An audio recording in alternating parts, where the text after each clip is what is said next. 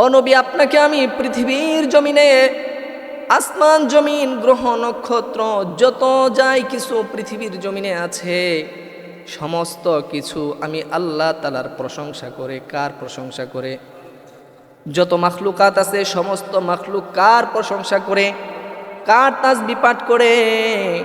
আল্লাহ তাআলার তাসবিহ পাঠ করে, আল্লাহর ইবাদত বন্দেগী করে। কিন্তু আল্লাহ রব্বুল আলামিন এমন একজন ব্যক্তিত্ব দুনিয়ায় পাঠিয়েছেন, আল্লাহ পাক রব্বুল আলামিন স্বয়ং ওই নবীর উপরে দরুদ ও সালাম পাঠ করে। সুবহানাল্লাহ।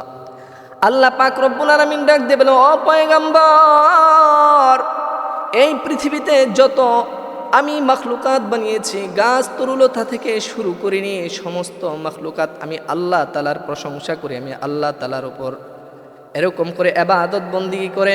কিন্তু পয়গম্বর, আমি আপনার উপর দরুদ সালাম পেশ করি, শুধু আমি নয়, আমার নূরের তৈরি ফেরেশতারা পর্যন্ত আপনার উপর দরুদ সালাম পেশ করে। ইন্নাল্লাহা ওয়া মালাইকাতাহু ইউসাল্লুনা আলান নবী। ইন্নাল্লাহ, আমি আল্লাহ স্বয়ং নিজে এবং আমার ফেরেশতারা সমস্ত কুল মাখলুক আপনার উপর দরুদ সালাম পেশ করে। আপনি সাধারণ কোনো নবী নন, সাধারণ কোনো পয়গম্বর নন, আপনি হচ্ছেন আমি আল্লাহ রব্বুল আলামিনের হাবিব। আপনাকে আমি এই পৃথিবীর জন্য রহমত স্বরূপ প্রেরণ করেছি, সমস্ত জিন ইনসান মাখলুকের জন্য আপনি রহমত স্বরূপ দুনিয়ার জমিনে প্রেরিত হয়েছেন। ওয়ামা আরসালনাকা ইল্লা রাহমাতাল লিল আলামিন। আমি আল্লাহ পাক রব্বুল আলামিন আপনাকে পৃথিবীর জমিনে রহমত স্বরূপ প্রেরণ করেছি। সুতরাং আপনার প্রতি যারা মুহাব্বত রাখবে, ভালোরা বাসা রাখবে, আপনাকে অনুসরণ অনুকরণ করবে, তারাই কেবলমাত্র আমাকে পাবে। আমি আল্লাহ তাআলার মুহাব্বত ভালোবাসা ততক্ষণ পর্যন্ত আপনার উম্মতরা পাবে না, যতক্ষণ পর্যন্ত তারা আপনি নবীর সুন্নতকে আঁকড়ে ধরবে না, আপনি নবীকে মুহাব্বত করবে না। সুতরাং আমি আল্লাহর ভালোবাসা যদি পাইতে চাও, তোমার নবীকে অনুসরণ করো, অনুকরণ করো, তোমার নবীর সুন্নতের মালাটা গলায় পরে নাও, ঠিক কিনা?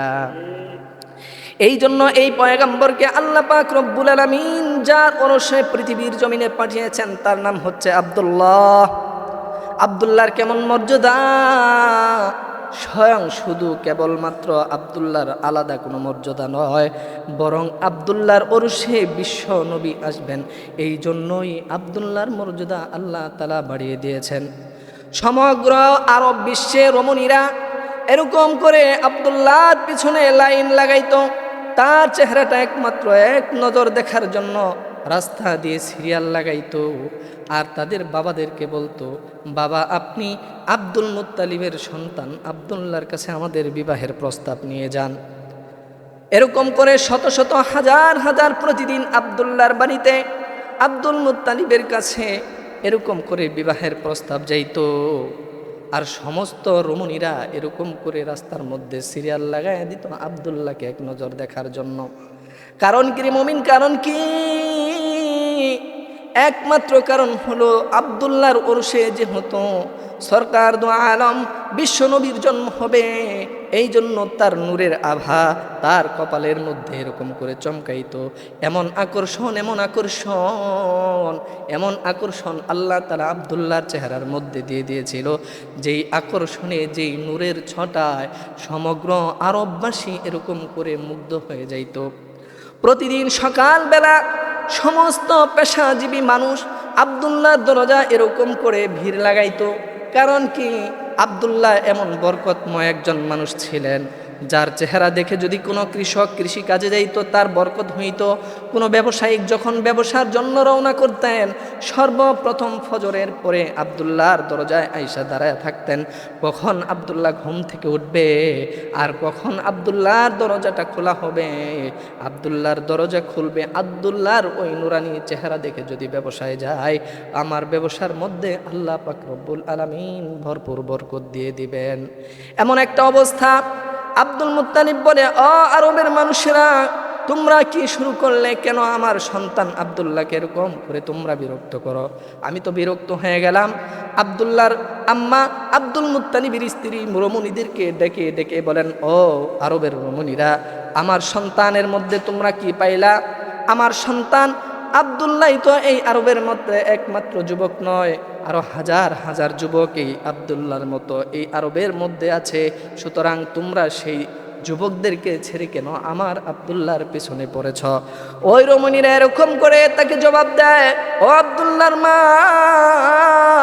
আব্দুল্লাহর চেহারার মধ্যে, কপালের মধ্যে এমন একটা নূরের ঝলক, এমন একটা নূর চমকাইতে থাকে, যেই নূরের আকর্ষণে আমরা পাগল হয়ে যাই।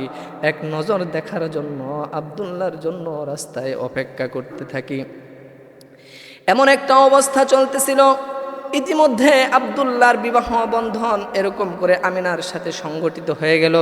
আমিনার সাথে যখন বিবাহ বন্ধনে আবদ্ধ হলেন, আবদ্ধ হওয়ার পর ওই আব্দুল্লাহর চেহারার মধ্যে যে আকর্ষণ ছিল, যেই নূরের ঝলক ছিল, সেই নূরের ঝলক আর আব্দুল্লাহর চেহারায় দেখা যায় না। কারণ কি মুমিন? কারণ কি? কারণ হলো যেই নূরটা আব্দুল্লাহর চেহারার মধ্যে, আব্দুল্লাহর কপালের মধ্যে চমকাইতো, সেই নূরটা আব্দুল্লাহর থেকে আমিনার গর্ভে চলে গেছে। সুবহানাল্লাহ। এখন আসেন, আব্দুল্লাহ মায়ের সাথে যখন মুহাম্মদ আমিনা মায়ের গর্ভে চলে গেলেন, আমিনা মায়ের গর্ভে যাওয়ার পর আব্দুল্লাহ আমিনা এরকম করে গর্ভবতী হয়ে গেলেন, সন্তান সম্ভবা। এমন সময় তার সাথে এমন কিছু অলৌকিক ঘটনা ঘটা আরম্ভ হলো। ইতিমধ্যে সিরিয়ার উদ্দেশ্যে আব্দুল্লাহ ব্যবসা বাণিজ্যের জন্য রওনা করলেন। ইতিমধ্যে নবীজির বয়স তার মায়ের গর্ভে 6 মাস চলতেছিল। 6 মাস গর্ভধারণী যখন হয়েছেন আমিনা, এই অবস্থায় যখন আব্দুল্লাহ সিরিয়ার দিকে ব্যবসার উদ্দেশ্যে রওনা করলেন, রওনা করার পর সেখানে তার প্রচণ্ড জ্বর হয়, সেখানে তার প্রচণ্ড অসুস্থতার মধ্যে পড়ে যায়। এই অবস্থায় পড়ে সেখানেই তিনি ইন্তেকাল করেন। এমন অবস্থায় মা আমিনা 6 মাসের গর্ভবতী, 6 মাসের সন্তান সম্ভবা। এমন সময় আমিনার কাছে খবর আসছে, মা আমিনা, আপনার স্বামী অসুস্থ হইয়া ব্যবসায়ী কাফেলায় সিরিয়াতে গমন করেছিল, সেখানে আপনার আব্দুল্লাহ ইন্তেকাল করেছে। আমি আপনাদের কাছে প্রশ্ন রাখতে চাই, মুসলমান একজন মানুষ, একজন মহিলা 6 মাসের সন্তান সম্ভবা, এমন অবস্থায় যদি ওই মহিলার স্বামী মারা যায়, তার থেকে হতভাগা, তার থেকে এরকম করে দুঃখী আর দুনিয়ার জমিনে কেউ হইতে পারে না, ঠিক কিনা? চোখের পানি ছেড়ে কান্নাগারও আরম্ভ করেছে। এমন সময় বিধবা মহিলা, বিধবা, তার স্বামী মারা গেছে, পেটে 6 মাসের সন্তান, বিশ্বনবী। এমন সময় আল্লাহ পাক রব্বুল আলামিন তাকে এমন অলৌকিক ঘটনা, মুজেজা তার মাধ্যমে প্রকাশিত হওয়া আরম্ভ হয়েছে। এটা তো কোনো সাধারণ কোনো সন্তান নয়, এটা হচ্ছে রহমাতুল লিল আলামিন। রহমাতুল লিল আলামিন যার গর্ভে আসবে তার কোনো কষ্ট হতে পারে না। কারণ কি? পৃথিবীর জমিনে আল্লাহ তাআলা তাকে রহমত স্বরূপ পাঠিয়েছেন। আল্লাহ তাআলা তাকে এরকম করে রহমতের নবী, দয়ার নবী, মায়ার নবী করে পাঠিয়েছেন। সুতরাং সেই নবীকে গর্ভধারণ যে করবে, তার কোনো কষ্ট, তার কোনো দুঃখ, ব্যথা, বেদনা হইতে পারে না, ঠিক কিনা? মুসলমান ভাইয়েরা আমার, তদানীন্তন সময়ে আরবের একটা রীতি আর নীতি ছিল, কোনো বিধবা মহিলা কোনো সুঘ্রাণ ব্যবহার করতে পারবে না, কোনো খুশবু ব্যবহার করতে পারবে না। কিন্তু আমিনার গায়ে থেকে যেদিন থেকে নবী মুহাম্মদ রাসূলুল্লাহ মায়ের গর্ভে চলে আসছেন, ওই দিন থেকে মা আমিনার শরীর ফুইটা সুঘ্রাণ বের হওয়া আরম্ভ হয়েছে। সুবহানাল্লাহ। এমন সুঘ্রাণ, এমন সুঘ্রাণ, যেই প্রকারের সুঘ্রাণ কোনোদিন আরবের মানুষের নাকে ঢুকে নাই। সুবহানাল্লাহ। এটা কোনো দুনিয়ার সুঘ্রাণ নয়, এটা কোনো আরবের সুঘ্রাণ নয়। কিন্তু নিয়ম নীতি হলো, আরবের কোনো বিধবা মহিলা শরীরের মধ্যে কোনো সুঘ্রাণ ব্যবহার করতে পারবে না, ঠিক কিনা? এই কথা 1 কান 2 কান হতে হতে সমগ্র আরবের মধ্যে ছড়ায় গেছে। এইদিকে আব্দুল মুত্তালিব হচ্ছে ওই আরবের কুরাইশদের লিডার, নেতা, কাবার মুতাওয়াল্লি, এমন একজন সম্ভ্রান্ত ব্যক্তির ঘরের পুত্রবধূ স্বামী নাই, সে আবার সুগ্রাণ লাগায়, খুশবু লাগায়, এটা বড় লজ্জার কথা, অপমানের কথা, ঠিক কিনা? এক কান দুই কান হতে হতে আব্দুল মুত্তালিবের কানে চলে আসছে, ও আব্দুল মুত্তালিব, এটা কেমন কথা? আপনি হচ্ছেন আরবের নিডার, আলবার এরকম করে আমাদের নেতা, এই কাবা শরীফের মোতাওয়াল্লি, আপনার ঘরে পুত্রবধূ স্বামী নাই, বিধবা মহিলা, কেমন করে সে সুগ্রাণ লাগায়? এই কথা যখন তার কানে আসছে, আব্দুল মুত্তালিব তার স্ত্রীকে ডেকে বলতেছে, ও বিবি, এটা বড় লজ্জার কথা, অপমানের কথা, আমার পুত্রবধূ স্বামী নাই, আমার সন্তান আব্দুল্লাহ মারা গেছে, এমত অবস্থায় আমার পুত্রবধূ কেমন করে খুশবু লাগায়? খুশবু লাগায় তো লাগায় কিভাবে? বা আব্দুল্লাহর মা ডাক দে বলে, ওগো স্বামী, এই কথাটাও আমি আপনাকে বলতে চেয়েছিলাম কিন্তু বলতে পারি নাই। একে তো বিধবা, আরেকও সন্তান সম্ভবা, দুঃখিনী, তার কাছে আমি কেমন করে এই কথাটা বলি? আমিও বলতে চাইছিলাম, আমি যখন আমার আমিনা যখন গোসলখানা থেকে গোসল করে বের হয়, আমি যখন ওই গোসলখানার মধ্যে প্রবেশ করি, প্রবেশ করার সাথে সাথে মনে হয় পুরা গোটা এই গোসলখানাটা কেমন যেন সুঘ্রাণ দিয়ে প্যাক করে রাখা হয়েছে। তাহলে কি করা যায়? তাহলে ডাকো, দুজন মিলে আমার আমিনাকে জিজ্ঞেস করি। বলে, মা আমিনা, এটা কেমন কথা রে মা আমিনা? বলার ছিল না, একে তো তুমি স্বামী হারা, আর এক হচ্ছে তুমি গর্ভবতী, সন্তান সম্ভবা, কেমন করে তোমাকে কথাটা বলি? তারপরেও না বললে হয় না। আমার কাছে এরকম করে অভিযোগ আসছে, তুমি নাকি উন্নত মানের এরকম করে খুশবু লাগাও, পারফিউম লাগাও, যেই দিক দিয়ে যাও সেই দিকে সুঘ্রাণে মোহিত হয়ে যায়, এটা কিভাবে করো? আমিনা চোখের পানি ছেড়ে দিয়ে বলে, বাবা, ও বাবা, রব্বে কাবার কসম খেয়ে বলি, কাবার রবের কসম খেয়ে বলি, আমি এক মুহূর্তের জন্য কোথাও থেকে সুঘ্রাণ সংগ্রহ করি নাই, কোথাও থেকে সুঘ্রাণ লাগাই নাই। আপনারা যদি বিশ্বাস না করেন, এই মুহূর্তে আমি আপনাদের সম্মুখে থুতু ফেলি, শুধু আমার শরীর থেকে নয়, আমার থুতু থেকেও সুঘ্রাণ বের হতে থাকে। এটা আমার কোনো সুঘ্রাণ নয় বাবা, এটা আমার পেটেরটার সুঘ্রাণ। যেদিন থেকে আমার পেটে আমার সন্তান এসেছে, ওই দিন থেকে আমার শরীর ফুঁইটা এরকম সুঘ্রাণ বের হতে আরম্ভ করেছে। শুধু আমার শরীর থেকে নয়, এই যে থুতু ফেলতেছি, এই থুতু থেকেও সুঘ্রাণ বের হয়। থুতু ফেলতে দেরি হয়, এরকম করে ঝড়ের বেগে, তুফানের বেগে সুঘ্রাণ বের হইতে দেরি হয় না। এর শুধু বলে তাই না আম্মাজান, শুধু তাই নয়, যেদিন থেকে আমার গর্ভে আমার এই সন্তান এসেছে, ওই দিন থেকে আমার ঘরের দরজা, আমার ঘরের পিরার গোড়াও আমিনাকে সালাম করতে আরম্ভ করেছে। চন্দ্র, সূর্য, গ্রহ, নক্ষত্র কেমন জিনে আমার দিকে ছুটে আসে আর সালাম জানায়, বলে, আমিনা, ও আমিনা, তুমি কি জানো তোমার গর্ভে কি? না না, এটা কোনো সাধারণ সন্তান নয়, সরকার দু আলম রহমাতুল লিল আলামিন তোমার গর্ভে পাঠানো হয়েছে, এটা কোনো সাধারণ সন্তান নয়। ও মা, শুধু এখানেই শেষ নয়, আমি যখন রাস্তা দিয়ে বের হই, ঘর থেকে বের হইতে দেরি হয়, আকাশের মেঘমালা আমার মাথার উপরে ছায়া দিতে দেরি করে না। আমি যখন মরুর প্রচন্ড গরমের উত্তপ্ত বালুর মধ্যে পা রাখি, আমার পা রাখতে দেরি হয়, ওই উত্তপ্ত বালু এক মুহূর্তের মধ্যে ঠান্ডা হইতে দেরি হয় না। আমি যখন গরম এরকম করে পাথরের মধ্যে পা রাখি, ওই পাথর ডেকে ডেকে আমাকে বলে, ও আমিনা, আমিনা রে, তোমার গর্ভে কে এসেছে তুমি জানো? সরকার দু আলম রহমাতুল লিল আলামিন তোমার গর্ভে এসেছে, তুমি পাথরের মধ্যে পা রাখবা, আর আমি পাথর শক্ত হব, গরম হবে, এটা হতে পারে না। তোমার গর্ভের শিশু সন্তান মুহাম্মদের উসিলায় আমি পাথর তুলার মতো নরম হয়ে গেলাম। সুবহানাল্লাহ। কেমন নবী পেয়েছি, কেমন শান তার, দুনিয়ার জমিনে আসার আগেই কেমন মর্যাদা তার আরম্ভ হয়ে গেছে, সারা দুনিয়ার মধ্যে সুঘ্রাণ ছড়াইতেছে। বলে, মা, শুধু তাই নয়, তাই নয়, আমি যখন কূপের কাছে পানি আনতে যাই, মাগো, তখন ওই কূপের পানি কল কল টানে কেমন যেন আমিনাকে ডেকে ডেকে বলে, ও আমিনা, তুই জানিস না তোর পেটে কে আছে? তুই কেন কষ্ট করে কূপের কাছে পানি নিতে আসছিস? তুই যদি পানি বলে আমাদেরকে ডাক দিতি, আমরা তো তোর ঘরে যাই তোর কলস বুড়াইয়া দিয়ে আসতাম। সুবহানাল্লাহ। আমি যখন কূপের কাছে দাঁড়াই, আমাকে রশি দিয়ে কূপের পানি উঠাইতে হয় না, ওই কূপের পানি কেমন যেন উতলায়া কূপের কাছে চলে আসে, আর কূপের পানি ডেকে ডেকে বলে, ও আমিনা, এবার তুমি শুধু কলসটা ডুবাও আর পানি উঠায় নিয়ে যাও, তোমার পেটে রহমাতুল লিল আলামিন, তোমার পেটে এই সন্তান থাকা অবস্থায় কোনোদিন পানি তোমাকে কষ্ট করে উঠাইতে হবে না।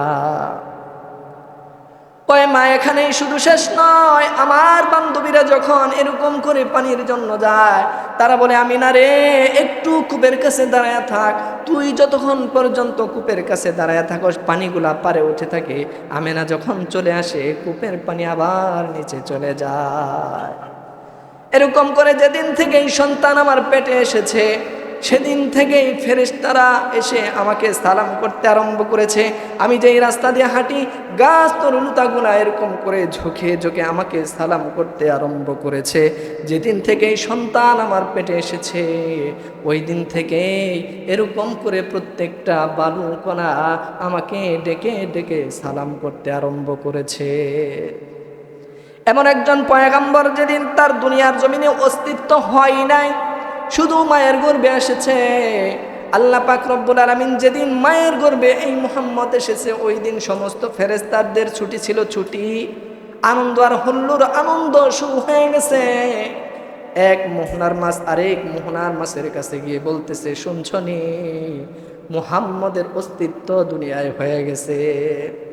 সিংহ এরকম করে হরিণ সিংহের কাছে গিয়ে পয়গাম জানাইছে, কারণ রহমতের নবী দুনিয়ার জমিনে এসেছে, কোনো জুলুম হবে না, কোনো অত্যাচার হবে না, কোনো সিংহ হরিণের উপর আক্রমণ করতে পারে না, এমন রহমতের নবী এই দুনিয়ার জমিনে চলে এসেছে। এখানেই শেষ নয়, এখানেই শেষ নয়। আবু তালেব তার পয়গম্বরকে ভাতিজাকে ডেকে বলে, ও ভাতিজা, তুমি যে বড় মর্যাদাওয়ালা, তুমি যে জীবনে বড় কিছু হবে, এটা আমি আগের থেকেই জানতাম। নবীজি বলে, চাচা কেমন করে জানতেন? বলে, ও ভাতিজা, তাহলে শুনো, আমি তোমার মায়ের কাছ থেকে কিছু শুনেছি, আর আমি কিছু সচক্ষে দেখেছি। বলে, আমার মায়ের কাছ থেকে কি শুনেছেন? আবু তালিব এরকম করে ডাক দিয়ে বলে, ভাতিজা, আমি তোমার মার কাছ থেকে সেখানে শুনেছি, এই দুনিয়ার জমিনে যখন কোনো মা সন্তান সম্ভবা হয়, তার নিদারুণ কষ্ট হয়, খাইতে পারে না, ঘুমাইতে পারে না, উঠতে পারে না। আমার আপনার মা যেদিন আমাকে আপনাকে গর্ভে ধারণ করেছে, ওই দিন কিন্তু মা স্বাভাবিকভাবে চলাচল করতে পারে নাই, ঠিক কিনা? মা খাইতে গেলে খাইতে পারতো না, আরাম করে আরামের ঘুমটা ঘুমাইতে পারতো না, মায়ের শরীরটা দুর্বল হয়ে যাইত। কিন্তু তোমার মা আমাকে বলেছে, তুমি যেদিন থেকে তোমার মায়ের গর্ভে এসেছো, তারপর থেকে তোমার মা এক মুহূর্তের জন্য কোনো গর্ভবতী মহিলার মতো অস্বস্তি বোধ করে নাই, কোনো কষ্ট হয় নাই, তোমার মা স্বাভাবিক জীবনযাপন করেছে। বলে, আর কি শুনেছেন? বলে, এই পৃথিবীর জমিনে যখন কোনো সন্তান ভূমিষ্ঠ হয়, ওই সন্তানটা দুর্গন্ধ ছড়াইতে ছড়াইতে আসে, ঠিক কিনা? 9 মাস 9 দিন মায়ের পেটে থাকার কারণে একটা পানির ভিতরে এরকম করে ভাসমান থাকে, একটা জেলির মধ্যে থাকে।